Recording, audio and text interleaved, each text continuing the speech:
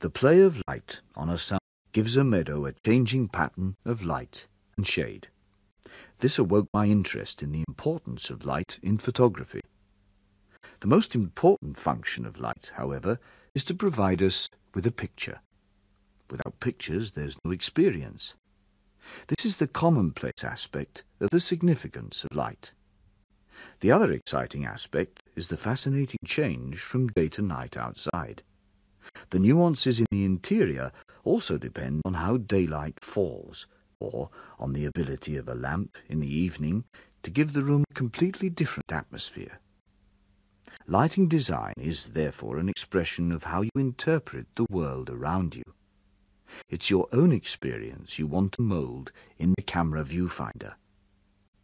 A scene from Singing in the Rain with Gene Kelly opened my eyes to what studio lighting can do. Gene Kelly was showing his girlfriend, Sid Charisse, around a film studio. It was in darkness, but suddenly different parts of the studio were lit up, and the scenery revealed. The sky blue with light summer clouds chasing each other across it. Music swelled, and they danced out onto the set.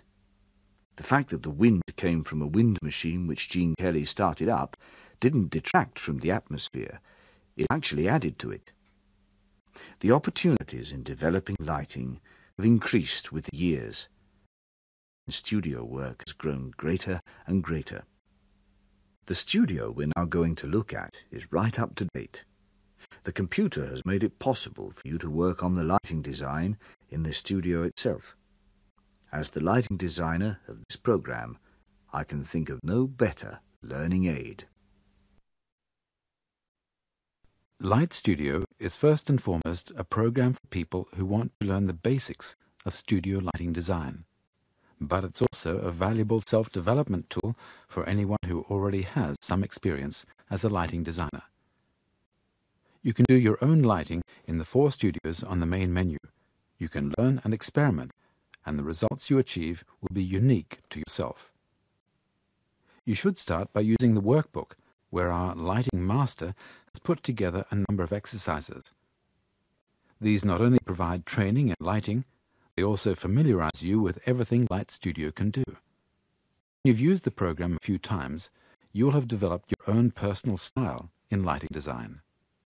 You'll be working independently, using your vision. This is the best way to do it. Maybe it's because lighting design for film and television is such a complex skill that every lighting designer develops his or her own style and his or her own way of handling light. We don't claim to teach you everything.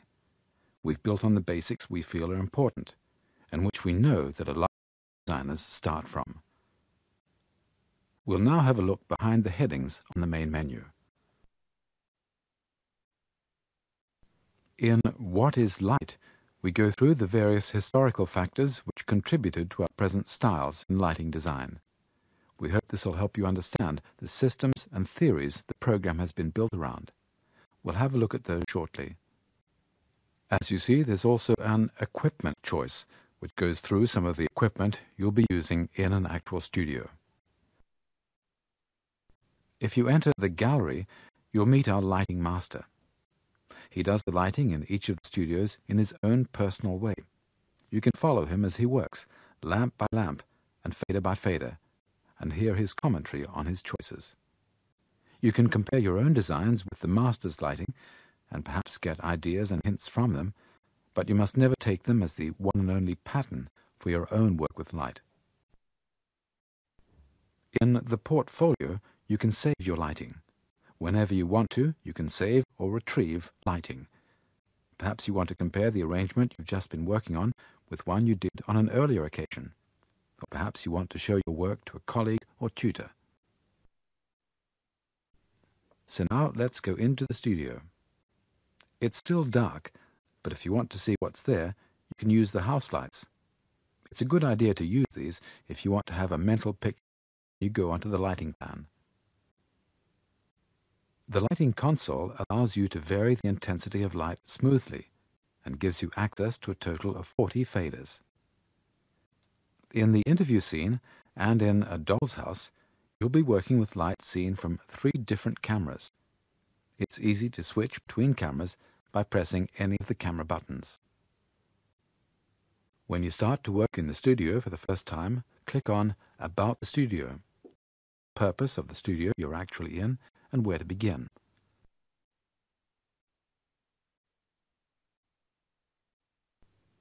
But before you can start your lighting, you must go to the lighting plan and select the lamps you want to work with.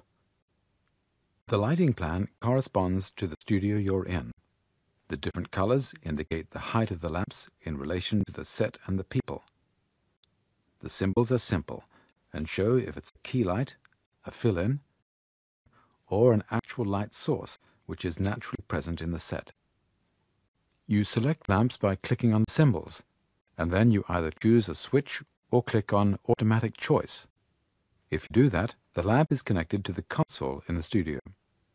If you want a general view of the lamps you've selected, click on Lamps Selected, and you'll be shown your own actual lighting plan. When you work with the lighting plan, you must bear in mind that the positioning of lamps in the rig much about the effectiveness of a certain lamp. To see how the light will actually fall on a person or an object, you have to switch to the studio and try the lamp you selected. Moving between the lighting plan and the studio is very fast, and you'll very likely do it many times before you're satisfied with the lighting arrangement.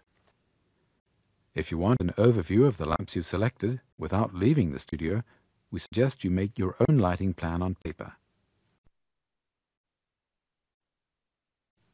Good luck with the program.